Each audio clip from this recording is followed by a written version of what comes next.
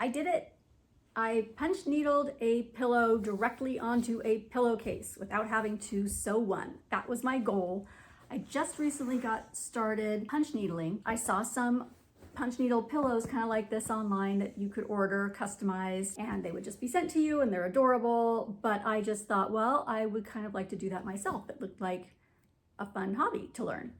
So I also saw that there were some kits available, but I didn't want to do those because I didn't want to have to buy a kit every time I wanted to do a new pillow, and I was hoping to make more than one pillow, and I wanted to do my own designs and maybe different pillow cases. I don't know. I just wanted to do it myself. And so I went online and tried to buy the components, because after watching some videos, I learned you really just need 3, right? You need your punch needle, your yarn, and your fabric. But if you have been punch needling a little bit, you now know that it's not that easy, because each of those 3 things has to perfectly mesh with the other. Like your punch needle can't be too big for the fabric, and the yarn has to be the right thickness for the punch needle, and that's why they sell the kits, because it takes all the guesswork out of it. I went on Amazon and just ordered a bunch of pillowcases and ordered a bunch of punch needles and yarn, and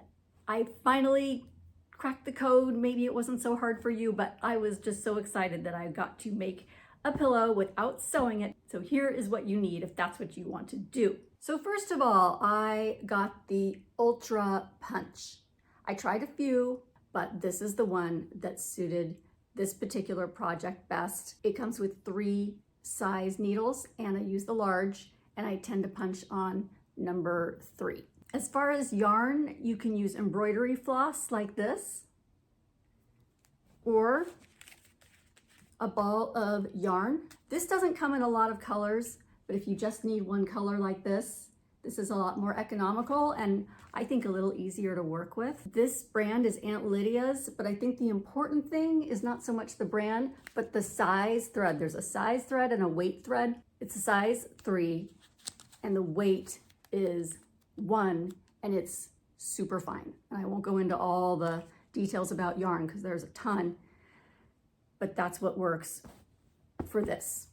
For pillowcases, this one worked great.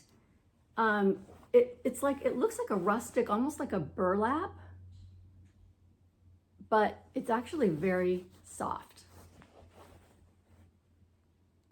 I'm working on this one for my niece right now, and this pillowcase is more, it's still rustic, but it looks more like linen. It's very soft. This is another pillowcase that I have that I haven't done a project with yet, but I have tested it, tried punching in it, and it punches really nicely. It's a little less rustic. It's a little more of a crisp, modern look. For the inserts, you can get these. These have worked really well. This is actually 2. They come very compressed, but you can see they puff up really nicely. That's it. Just those 3 things then. The other things that are nice to have, I would say I started off with a really inexpensive embroidery hoop, but the fabric kept slipping out and driving me crazy. It's very frustrating. So I ended up getting what's called a no-slip hoop, and it's got this sort of groove. Can you kind of see there's a groove in there, and it doesn't look like much, but it really helps keep that fabric in there very tight. It makes them much easier to punch.